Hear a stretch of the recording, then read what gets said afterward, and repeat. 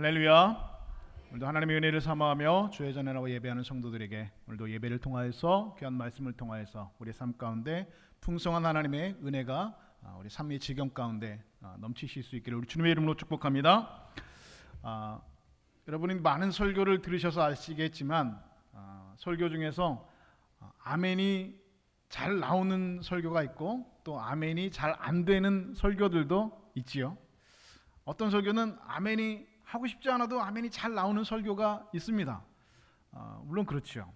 그런데 어떤 설교는 아멘이 잘 안 되는 그런 설교들도 있습니다. 그런데 제가 신학교 다닐 때 설교학 교수님이 그런 얘기 하시더라고요. 물론 아멘이 잘 나오는 설교도 좋은 설교이지만 많은 경우에 성도들이 아멘을 잘 안 하는 설교가 오히려 더 좋은 설교일 가능성이 높다라는 것입니다. 무슨 말입니까? 성도들이 아멘을 잘 못하는 설교도 얼마든지 더 좋은 설교가 될 수 있다는 것입니다. 오늘 설교는 여러분들이 아멘하기가 좀 힘든 설교일 수도 있겠다는 생각을 해봅니다. 그래서 제가 한 가지 생각을 해냈습니다. 오늘 설교는 아멘 하실 분들은 하시고 아멘 안 하실 분들은 여기서는 안 하시고 계시다가 집에 가셔서 생각하셨다가 집에 가셔서라도 꼭 아멘으로 받아들일 수 있는 은혜의 말씀 되실 수 있기를 주님의 이름으로 축복합니다. 지금은 아멘을 하시고 이따가 설교 들을 때는 아멘이 이거는 잘 안 되는데 그러면 아멘을 안 하셔도 괜찮습니다. 그런데 집에 가셔서 생각하시면서는 꼭 하셨으면 좋겠습니다. 왜냐하면 여러분 그렇죠? 하나님의 모든 말씀은 다 우리가 아멘으로 받아들여야 됩니다. 그러나 우리가 하나님의 말씀을 다 아멘으로 받아들이지 못할 때가 사실은 있죠. 그러나 오늘도 말씀 통하여서 우리 가운데 성령께서 역사하심으로 말미암아 말씀 통하여서 우리 마음 가운데 은혜 주시고 아멘으로 함께 응답하시는 귀한 말씀의 은혜 시간 될 수 있기를 주님의 여러분 다시 한번 축복합니다. 이스라엘 백성들이 요셉 때 있었던 7년 흉년을 피하여서 애굽으로 이주하게 되었습니다. 하나님께서는 이스라엘 백성들을 그 흉년 가운데 지켜내셔서 구원하시고 그러기 위해서 요셉을 미리 애굽 땅에 보내셔서 그 모든 것들을 대비하셨습니다. 요셉은 애굽의 종으로 팔려갔지만 하나님의 섭리에 의해서 애굽에서 오히려 총리 대신이 되었고 또 이스라엘 백성들은 총리 대신이 된 그 요셉 덕분에 이 고센 땅에서 아주 편하게 지낼 수가 있었습니다. 그런데 중요한 것은 이 7년 흉년이 지난 이후에 이스라엘 백성들은 그들이 살고 있었던 그 가나안 땅으로 돌아갔느냐? 그렇지 않았다는 것이죠. 그 가나안 땅으로 7년 흉년이 끝났는데 가나안 땅으로 돌아간 것이 아니라 가나안 땅보다 더 좋은 애굽 땅에 그냥 눌러앉아 살기 시작했습니다. 그 이유는 단 한 가지죠. 가나안 땅보다 애굽 땅이 훨씬 살기가 좋았기 때문이었습니다. 그래서 이스라엘 백성들은 흉년이 끝난 이후에도 가나안 땅으로 돌아가지 않고 그냥 애굽에서 눌러앉아 살고 있었습니다. 처음에는 좋았죠. 그런데 시간이 지날수록 그 이스라엘 백성들은 그곳에서 살기가 점점 어려워지기 시작했습니다.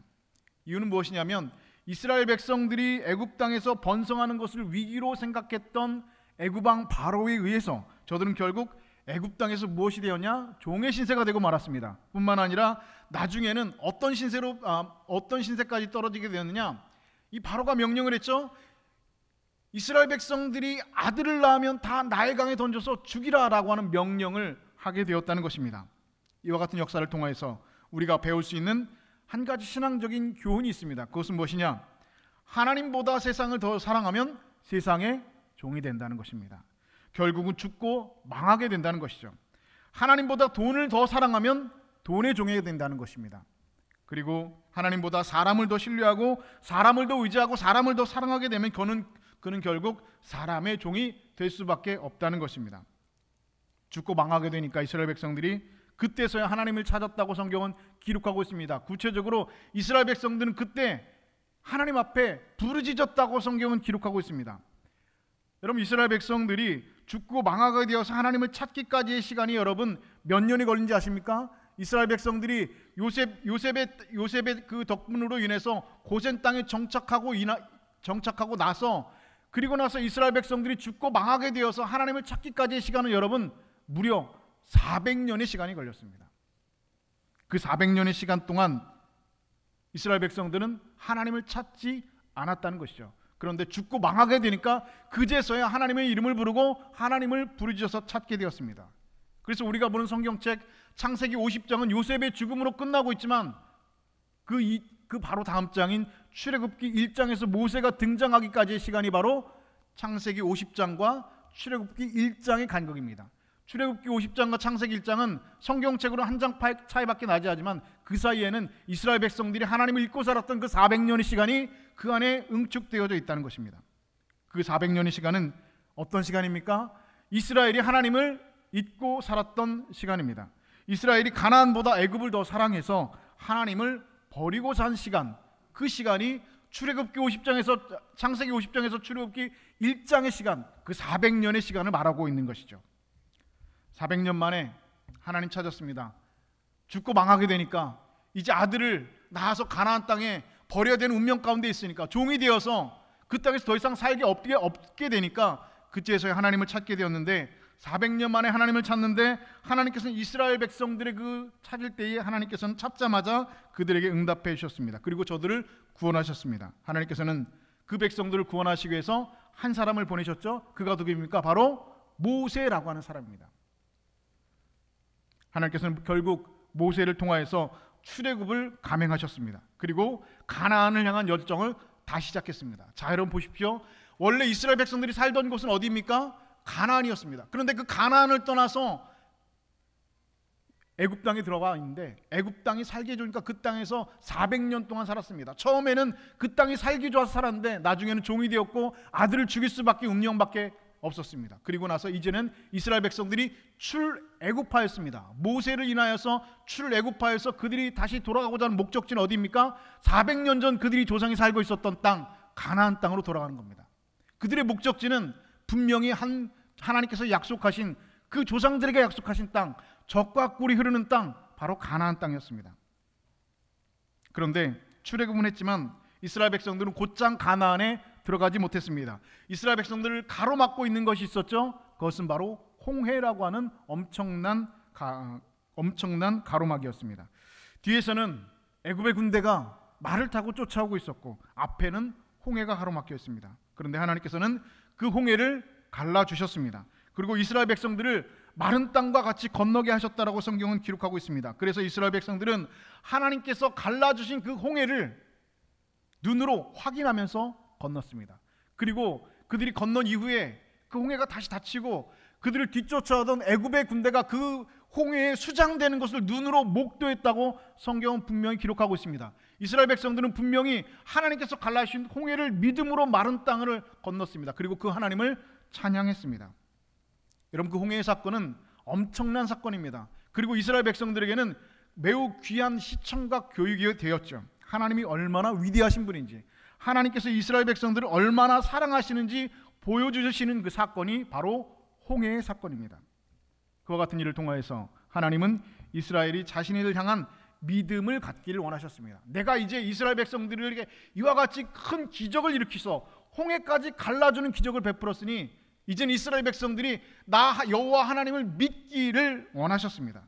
그리고 그 이후에는 그 믿음을 가지고 싸워서 가나안 땅으로 들어가서 그 땅을 정복하기를 하나님께서는 원하셨습니다. 그런데 이스라엘은 그와 같은 하나님의 그 기적을 눈으로 똑똑히 목도하고서도 하나님에 대한 믿음이 쉽게 생기지는 않았다라고 하는 것이죠.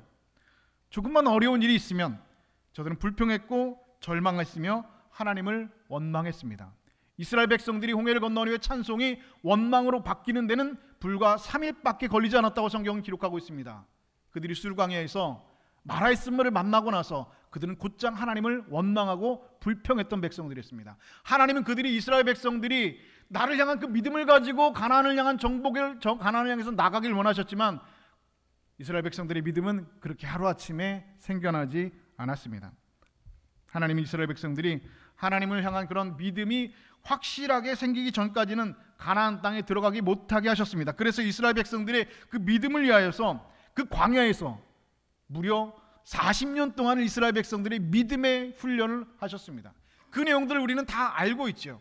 그 40년 동안 이스라엘 백성들을 하나님께서 어떻게 인도하셨는지, 불기둥으로 어떻게 인도하셨고 구름기둥으로 어떻게 인도하셨고 만나와 메추라기로 먹이시면서 그 40년 동안 광야에서 하나님께서 이스라엘 백성들의 믿음을 어떻게 훈련하셨는지 그 역사들을 저와 여러분들은 너무나 분명하게 잘 알고 있습니다. 그리고 나서 그 광야의 훈련이 다 마치고 나서 40년이 지나고 나서 이제 하나님께서 약속하신 그 가나안 땅에 들어가게 되었을 때 또다시 이스라엘 백성들을 가로막고 있는 것이 있었습니다. 그것이 무엇이었습니까? 바로 요단강이었습니다. 40년 전에는 이스라엘 백성들 앞을 가로막고 있는 것이 홍해였다면 이제 40년 후에 이스라엘 백성들이 가나안 입성을 앞두고 마지막까지 그들의 앞을 가로막고 있는 것은 이번에는 요단강이었습니다. 그리고 성경은 이스라엘 백성들이 그 요단강을 건널 때에는 물이 많아서 언덕에 넘쳐 흐를 때라고 성경은 분명히 기록하고 있습니다. 그런데 여러분, 여기서 중요한 사실이 한 가지가 있습니다. 하나님은 40년 전 홍해를 어떻게 하셨습니까? 갈라주셨습니다. 홍해를 하나님께서 이스라엘 백성들이 믿음으로 홍해를 가른 것이 아니라 하나님께서 이스라엘 백성들 앞에 있는 홍해를 그냥 갈라주셨습니다. 그 홍해를 갈라주시고 나서 그 홍해를 건너가게 하셨습니다. 그런데 이번에 요단강은 하나님께서 갈라주지 않으셨다는 겁니다. 40년 전 홍해는 갈라주셨는데 지금 눈앞에 있는 요단강은 하나님께서 그냥 갈라주지 않으셨다는 겁니다. 요단은 하나님의 말씀을 믿고 발을 디딘 후에 그 요단강을 갈라지게 하셨습니다. 제사장들이 법궤를 메고 요단강에 발을 디디자마자 그때에 요단강 물은 끊어졌다라고 성경은 기록하고 있습니다. 그리고 나서 이스라엘 백성들은 그 요단강을 마른 땅같이 건너서 가나안 땅에 들어가게 되었다라고 성경은 기록하고 있습니다. 그리고 그 내용을 저와 여러분들은 이미 다 잘 알고 있습니다. 여러분, 보편적으로 볼 때 초신자들, 예를 들어서 예수 믿은 지 얼마 되지 않은 초신자들에게는 홍해의 기적과 같은 일들이 꽤 많이 일어납니다. 하나님께 기도하면 하나님께서 그 초신자들에게는 그 기적과 같은 일들을 하나님께서는 보여주십니다. 하나님께서 처음부터 우리들에게 그렇게 성숙한 믿음을 요구하시지는 않는 것 같습니다. 그런데 또 보편적으로 볼 때 믿은 지 오래된 교인들, 다시 말해서 예수 믿은 지 10년, 20년, 30년 된 교인들에게는 홍해의 기적과 같은 일들은 잘 일어나지 않습니다. 어느 정도 교회 생활을 통해서 믿음의 연수가 생기고 직분을 받고 집사가 되고 권사가 되고 장로가 되면 하나님께서는 홍해의 기적을 알려주시고 홍해의 기적을 베풀어 주신 것이 아니라 요단의 기적을 하나님께서는 제시하십니다. 홍해의 기적과 요단의 기적의 여러분 차이가 무엇인지 아십니까? 요단은 하나님께서 갈라주셨지만, 홍해는 하나님께서 갈라주셨지만 요단은 그냥 갈라주시지 않고 발을 디딜 때에 하나님께서 그 요단을 갈라주셨다는 것입니다. 다시 말해서 초신자들에게는 하나님께서 홍해를 막 갈라주시는데 오래 믿은 신자들에게는 홍해를 갈라주시지 않고 요단에 들어가라 라고 말씀하시는 겁니다. 그것도 언덕에 물이 넘쳐 흐르는 그 요단에 하나님을 믿고 너희가 발을 디디고 그 요단강으로 들어가라 하나님께서 말씀하시는 겁니다. 그리고 들어가기만 하면 그때 물이 끊어지는 기적을 나타내 주시는 겁니다. 여러분, 우리 중에 구원은 행함으로 얻는 것이 아니고 무엇으로 얻는 것이다? 믿음으로 얻는 것이다 라는 것을 모르는 사람은 아무도 없습니다. 구원은 역시 행함으로 얻는 것이 아니라 믿음으로 얻는 것입니다. 그런데 우리는 그런 생각을 합니다. 행함으로 구원을 얻는 것보다 믿음으로 구원을 얻는 것을 조금 더 쉽게 생각하는 것 같습니다. 무슨 말씀입니까? 행함으로 구원 얻는 것보다 그냥 믿기만 하면 구원 얻는다고 하니까 내가 무슨 행함을 통하여서 내가 어떤 무엇을 행하여서 구원을 얻는 것, 이것이 아니라 그냥 믿기만 하면 구원을 얻는다고 하니까 그냥 믿는 것은 무엇을 행하는 것보다 조금 더 쉬운 것이 아닌가라고 생각한다는 것이죠. 다시 말해서 믿음보다 행함이 더 힘들고 어렵다라고 생각하는 경향이 있다는 것입니다. 그러나 여러분, 절대로 그렇지가 않다라고 하는 것이죠. 물론 행함이 결코 만만한 것은 아닙니다. 우리의 삶을 통해서 행함으로 하나님의 은혜를 드러내고 영광을 드러내는 것, 여러분, 그것도 만만한 것은 아닙니다. 그런데 믿음 또한 결코 만만한 것은 아닙니다. 정말 하나님을 우리가 마음속으로 깊이 온전하게 믿는다라고 하는 것은 어떠한 행위보다도 사실은 더 힘들고 어려운 것일 수도 있다라고 하는 것입니다. 출애굽을 한 사람은 많았지만 가나안에 들어간 사람은 많지 않았지요. 이스라엘 백성들이 출애굽을 할 때 200만 명이 출애굽을 했습니다. 그런데 40년 광야의 시절을 지나고 나서 가나안 땅에 들어간 사람은 몇 명 되지 않았습니다. 아니, 몇 명 되지 않은 것이 아니라 2명밖에 없었습니다. 그 사람이 누굽니까? 여호수아와 갈렙만이 믿음으로 가나안 땅에 들어갔다라고 성경은 기록하고 있습니다. 심지어 모세도 그곳 광야에서 느보산에서 눈을 감았습니다. 나머지는 다 어떻게 됐습니까? 그 광야에서 다 죽었습니다. 애굽에서는 저들이 성공적으로 다 탈출했습니다. 그리고 홍해를 갈라지는 그 기적을 저들은 다 보았습니다. 그러나 정작 가나안에는 들어가지 못했다는 것입니다. 혹시 우리들의 모습이 이와 같은 모습들은 아닐까라는 생각을 해보았습니다. 대부분 예수를 믿는다고 하는 것은 홍해를 건너서 출애굽에는 성공하였지만 정작 요단강은 건너지 못해서 가나안 땅을 바라만 보고 광야에서 죽는 것은 아닐까라는 생각을 해보았습니다. 그도 아니면 애굽도 아니지만 그렇다고 가나안도 아닌 삶을 살아가는 것은 아닐까라고 하는 질문. 물론 애굽에서 출애굽한 것만도 대단한 거죠. 최소한 종에서는 해방된 겁니다. 그리고 종에서 해방되어서 구원을 받은 겁니다. 아들을 낳으면 죽여야만 하는 절망적이고 비참한 상황에서는 저들은 노임을 받고 벗어나게 된 겁니다. 비록 광야에서 고생은 하였지만 사실 애굽보다는 좋았죠. 왜 그렇습니까? 이제는 아들을 죽이지 않아도 됩니다. 이제는 종으로 살지 않아도 됩니다. 그래서 광야에서 고생은 했지만 애굽에서 사는 것보다는 저들에겐 좋은 것이었습니다. 그러나 여러분, 분명한 것이 하나 있습니다. 그것은 무엇입니까? 하나님을 믿는 목적은, 다시 말해서 예수 그리스도를 믿는 목적, 하나님을 믿는 목적, 우리가 오늘 신앙생활하는 목적은 애굽을 탈출하기 위한 것은 결코 아니다 라고 하는 것입니다. 우리의 신앙생활의 목적, 오늘 저와 여러분들이 하나님을 믿는 목적은 그냥 애굽을 탈출하는 것이 목적이 아니라, 여러분, 우리의 목적은 무엇입니까? 가나안에 들어가는 것이 오늘 우리 신앙생활의 목적입니다. 애굽 탈출이 목적이 아니라 가나안 입성이 목적이라는 말씀입니다. 그런데 대부분 그리스도인의 삶은 어디에서 끝납니까? 애굽을 탈출하는 데에서 끝나고 있는 것입니다.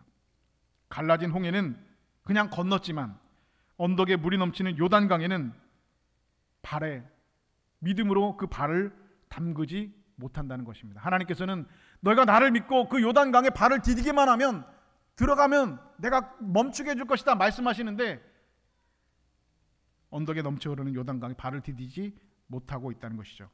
오늘 보면 18절을 보면 이스라엘 백성들이 요단을 건너려고 할 때에는 그 물이 언덕까지 넘쳤다라고 기록합니다. 그런데 그와 같은 상황에서 하나님의 말씀을 그냥 믿고 강에 들어간다는 것은 여러분 대단한 믿음입니다. 그런데 우리가 여기서 주목해서 보아야 할 것은 제사장들이 믿음을 가지고 요단강에 발을 내딛자마자 그 요단강은 즉시 끊어졌다라고 성경은 기록하고 있습니다. 물이 무릎에 찬 것도 아닙니다. 허리에 찬 것도 아닙니다. 목에 찬 것도 아닙니다. 그냥 그 요단강에 발을 디디기만 하면 하나님께서 요단강 물을 끊어주시겠다 말씀하셨습니다. 그리고 실제로 제사장들이 법궤를 메고 요단강 강물에 발을 디디자마자 그 강은 끊어졌다고 성경은 분명히 기록하고 있습니다. 그리고 그 요단강을 마른 땅처럼 건넜다고 성경은 기록하고 있습니다. 그리고 믿음으로 이스라엘 백성들은 요단을 건너서 가나안 땅에 들어갔다고 성경은 기록하고 있습니다. 여러분, 하나님께서 우리에게 요구하시는 믿음은 사실 대단하고 엄청난 믿음은 아닙니다. 정말 예수님께서 말씀하신 것처럼 겨자씨만큼 작은 믿음을 하나님께서 우리에게 요구하시는 겁니다. 만일 하나님께서 우리에게 요구하시는 믿음이 그냥 물이 머리 꼭대기 찬 것만큼 그 정도 될 때 요단이 갈라지는 수준의 믿음을 요구하셨다면 어쩌면 우리는 가나안 땅에 들어갈 사람이 아마 거의 없을 것입니다. 그런데 하나님께서 우리에게 요구하시는 믿음의 수준은 물이 머리 꼭대기까지 찰 때까지 기다리라는 게 아닙니다. 그냥 요단에 발을 디디기만 하면 요단의 물이 끊어지고 우리는 가나안에 들어갈 수 있게 될 것이다 하나님께서 말씀하고 있습니다. 다시 말해서 하나님께서 우리에게 요구하시는 믿음의 수준은 머리 꼭대기의 믿음의 수준이 아니라 발을 디디기만 하면 요단 갈라줄 만큼의 수준을, 그 수준의 믿음을 하나님께서 요구하고 계십니다. 그런데 우리는 끊임없이 홍해의 기적을 하나님 앞에 요구합니다. 무슨 뜻입니까? 하나님께서 갈라주시면 들어가겠다는 겁니다. 이것이 오늘 우리의 딜레마입니다. 오늘 여러분, 이 삶이 우리 신앙생활의 엄청난 딜레마라고 하는 사실입니다. 하나님께서는 발을 디디면 요단 갈라주시겠다고 하는데 우리는 그 요단강 앞에서 무엇이라고 말하고 있습니까? 하나님 이 홍해를 40년 전 갈라주신 것처럼, 우리 조상들이 40년 전 홍해를 그냥 갈라주신 것처럼 이 요단강도 갈라주시면 그때 들어가겠습니다. 아니, 하나님은 40년 전에 홍해를 갈라주셨지만 이제는 너희들이 이 광야에서 40년 동안 나에게 믿음의 훈련을 받았으니 너희들이 그나마 코딱지만큼 믿음이 생겼다고 생각하면 이제는 40년 전 그 홍해처럼 갈라주기를 기다리지 말고 그냥 조그만 믿음, 겨자씨 같은 믿음, 그냥 발을 디디기만 하면 내가 요단강 갈라줄 테니까 나 믿고 요단강에 발을 디디고 들어가라라고 하나님께서 우리에게 말씀하시는 겁니다. 무슨 말씀입니까? 아주 작은 겨자씨만큼의 믿음을 요구하시는 겁니다. 40년 동안 광야에서 훈련 받았으면 이제는 홍해 갈라주고 들어가는 것이 아니라 발만 디디면 나 믿고 발만 디디면 내가 홍해 갈라줄게 라고 하나님께서 말씀하시는 겁니다. 그런데 오늘 우리의 신앙은, 우리의 믿음은 요단강물 앞에서 머뭇거리면서 하나님, 이 요단을 갈라주십시오. 그러면 제가 들어가겠습니다 라고 말하고 있는 신앙이라는 것입니다. 예전에 제가 교육전도사 시절에 주일 예배 시간에 목사님에게 직접 들었던 내용입니다. 제가 사역하던 교회 목사님께서 후배 목사님이 계신데, 이 후배 목사님이 영국에 있는 교회에서 한인 목회를 하시는 분이셨습니다. 그런데 집회를 좀 해달라고 하셔서 영국까지, 그래도 비행기표를 끊어준다고 하셔서 영국까지 가셔서 그곳에서 집회를 하셨습니다. 3일 동안 집회를 하셨는데, 집회를 잘 마치고 한국으로 이제 돌아오기로 돼 있는 날, 갑자기 한 그 여성에게 전화가 왔는데, 그 여성은 유학생, 그 영국에서 유학하고 있는 한 유학생의 부인 되는 집사님이셨습니다. 이 3일 동안 그 집회를 잘했는데, 영국에 있을 때 그 3일 중에 하루는 목사님이 무슨 설교를 하셨냐면 11조에 대한 설교를 하셨습니다. 그 11조를 하라고 하셨을까요? 하지 말라고 하셨을까요? 하라고 하셨겠죠. 목사님 11조 하라고 하지 말라고 설교는 안 할 거 아니에요. 11조를 잘 해야 된다라고 설교를 하셨습니다. 그런데 그 설교의 은혜를 받는 그 유학생 부인이 전화를 걸어서 목사님에게 울면서 말하기, 이렇게 말한다는 것이죠. 목사님, 제가 목사님 설교 정말 은혜 받았는데 제가 지금 11조 하면 우리 애기 밥을 굶겨야 됩니다. 그런데도 11조를 해야 됩니까? 라고 목사님에게 물었다는 겁니다. 이 목사님이 그 이야기를 듣고 마음이 너무 아프셨대요. 내가 교인들이 이렇게 정말 치열하고 어렵게 사는 걸 몰랐구나. 정말 교인들이 헌금을 정말 이렇게 힘들고 어려운 상황 가운데 정말 주님 사랑하는 마음으로 이렇게 헌금하는 걸 내가 몰랐구나. 그 교인들의 삶을 잘 몰랐구나라고 하는 생각에 그 전화를 받고 너무너무 마음이 아프셨다고 말합니다. 그래서 그 부인이 하는 말처럼 지금 11조 하면 목사님 우리 애 밥 굶겨야 되는데 그래도 11조 해야 됩니까? 라고 하는 그 질문에 목사님이 이렇게 대답했답니다. 아닙니다, 집사님. 그런 하나님은 없습니다. 애기 밥 굶기면서까지 11조 하러 가는 그런 하나님은 성경에 없습니다. 아닙니다. 그런데 마지막에 이 목사님이 한 가지 토를 다셨다는 겁니다. 그런데 집사님, 제가 만약에 집사님이라면 한번 해보겠습니다. 하나님을 가끔 궁지에 몰아야 됩니다. 이렇게 말씀하셨다는 거예요. 여러분, 세상에 많은 사람들이 살고 있지만 온전한 11조를 하나님께 드릴 수 있을 만큼의 여유가 있는 사람은 없다고 해도 과언이 아닙니다. 가난한 사람이든 부자든 다 상관없이 대부분의 사람들은 온전한 11조를 하나님께 드리며 살 수 있는 여유는 없는 사람들입니다. 오늘 여러분 예배 마치고 여러분들이 주변에서 제일 돈이 많은 사람에게 한번 물어보십시오. 돈 좀 있습니까? 한번 물어보세요. 그러면 너 돈 좀 있죠? 라고 대답하는 사람은 없습니다. 제가 볼 때에도 가난한 사람도 돈이 없고 부자도 돈은 없습니다. 왜 그렇습니까? 욕심 때문에 돈은 없습니다. 사람들은 욕심 때문에 늘 쪼들리는 삶을 살아갑니다. 100억 원의 재산을 가진 사람은 대부분 200억 원에 대한 욕심 때문에 빚을 지고 살아갑니다. 열심히 허리띠를 쪼이고 100억 원의 재산을 향하여서, 또한 200억 원의 재산을 향하여서 전진합니다. 그래서 사람들은 다 욕심 때문에 가난합니다. 부자도 가난하고 가난한 사람도 가난합니다. 그러므로 가난한 사람이나 부한 사람 모두에게 온전한 11조는 사실은 대단한 믿음을 필요로 하는 것입니다. 그것은 정말 요단에 물이 끊어질 것 같은 그 하나님의 말씀을 믿고 언덕까지 넘쳐 흐르는 요단에 들어가는 그런 행위와 같은 것입니다. 앞에서 11조 얘기하면 애기밥을 굶겨야 된다는 그 유학생 부인이 정말 그 이후에 애기밥을 굶기면서 11조를 했는지 안 했는지는 저는 알지 못합니다. 그런데 만약에 그 유학생의 부인이 그와 같이 아기를 굶기겠다는 각오로 온전한 11조를 하나님께 드렸다면, 법궤를 메고 제사장들이 법궤를 메고 요단강에 들어가자마자 물이 끊긴 것과 같은 그런 일이 나타났을 것입니다. 여러분, 온전한 11조에는 하나님의 분명한 약속이 있습니다. 말라기 3장 10절에 이렇게 말씀합니다. 너희의 온전한 11조를 창고에 들여 나의 양식이 있게 하고 그것으로 나를 시험하여 내가 하늘 문을 열고 너희에게 복을 쌓을 곳이 없도록 붙지 아니하나 보라 말씀하셨습니다. 저는 이 하나님의 말씀을 믿습니다. 여러분들은 정말 이 하나님의 말씀을 믿으십니까? 이 유학생의 부인이 정말 이와 같은 그런 믿음을 가지고 그렇게 요단강에 발을 디뎠다면 여러분 틀림없이 그와 같은 복을 받았을 것입니다. 저는 그렇게 믿습니다. 아이밥을 굶겨야만 하는 일이 일어나지 않았을 것이고, 자기도 밥을 굶는 일은 없었을 것입니다. 여러분 생각해 보시죠. 애기 밥을 굶긴다는 것은 여러분 지금 자기도 밥을 굶고 있다는 말입니다. 내 밥 먹으면서 아기 밥 굶기는 사람이 여러분 그런 부모는 없습니다. 애기 밥을 굶겨야 되는 그런 상황이라면 이미 자기는 그 부모는 밥을 굶고 있다는 것입니다. 세상 사람들은 11조 하면 애기 밥을 굶겨야 되는데 어떻게 11조 할 수 있느냐라고 대부분 생각합니다. 아주 이성적이고 대단히 합리적인 생각입니다. 그러나 여러분 그 생각은 믿음의 생각은 결코 아니다라는 것입니다. 어쩌면 그 유학생 부인이 밥을 굶고 있었던 것은 겁이 나서 11조를 하지 못하고 있었기 때문은 아닐까. 죽으면 죽으리란 각오를 가지고 밥을 굶는 한이 있어도 하나님의 말씀에 순종하겠다는 무모함이 없다면 별것 아닐 수도 있는, 아니 사실은 대부분의 믿음의 사람들이 이미 믿음으로 하고 있는 온전한 11조를 평생 하지 못하고 살 수도 있다라는 것입니다. 믿음의 수준이 그 수준밖에 미치지 못하면 여러분 출애굽은 할 수 있지만 가나안은 들어갈 수 없습니다. 하나님이 약속하신 젖과 꿀이 흐르는 땅에서의 그러한 삶의 복은 누릴 수가 없다는 것입니다. 우리 교회 많은 분들은 11조를 잘 하고 계십니다. 제가 볼 때 그렇습니다. 그리고 어떤 분은 10의 2조를 하시는 분들도 계십니다. 다시 말해서 본인의 수입의 10%를 11조로 내는 것이 아니라 본인의 수입의 20%를 하나님 앞에 11조라고 써서 내는 분들도 우리 교회는 계십니다. 그러나 제가 볼 때 그렇게 11조를 하는 분들 중에서 온전한 11조가 아니라 대충 하는 11조를 하는 분들도 있어 보입니다. 아니, 있어 보이는 것이 아니라 꽤 많아 보입니다. 11조라고 적어서 헌금을 하고 있지만 온전한 11조가 아닌 경우가 있다는 말씀입니다. 아나니와 삽비라가 다 드리는 것이 힘들고 아까워서 정직한 11조를 못하는 경우가 있다라고 하는 것이죠.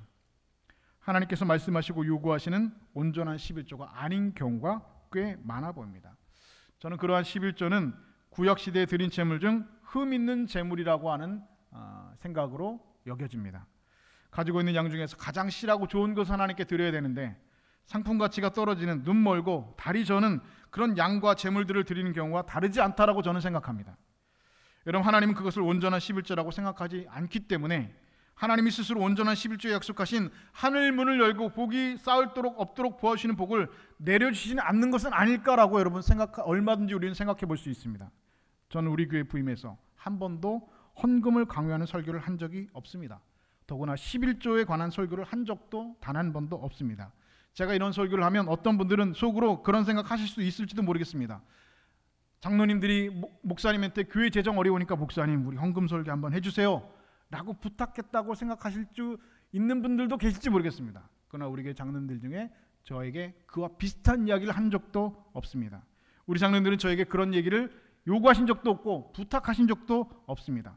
제가 오늘 여러분들에게 11조에 대한 설교를 하는 이유는 여러분 이것입니다. 그것은 성경이 분명히 11조의 명령을 하고 있기 때문이고, 그리고 11조에는 하나님께서 약속하신 복과 은혜가 있기 때문이고, 제가 믿기 때문이고, 뿐만 아니라 그 복을 우리 성도들이 받기를 원하기 때문입니다. 사랑하는 여러분, 여러분들은 예수 믿은 지 몇 년 되셨습니까? 그리고 여러분들의 삶의 자리는 지금 어디십니까? 애굽이십니까? 홍해이십니까? 광야이십니까? 아니면 아직 가나안이십니까? 혹시 여러분의 삶의 자리가 광야는 아니십니까? 출애굽은 하였지만 아직 가나안에 들어가지 못한 상황은 아니십니까? 가나안에 들어가지 못하고 요단강 앞에서 아직 머뭇거리고 계시지는 않습니까? 하나님 홍해를 갈라주신 것처럼 요단강을 갈라주십시오라고 요단강 앞에서 머뭇거리고 있는 모습은 아닌가라고 하는 것입니다.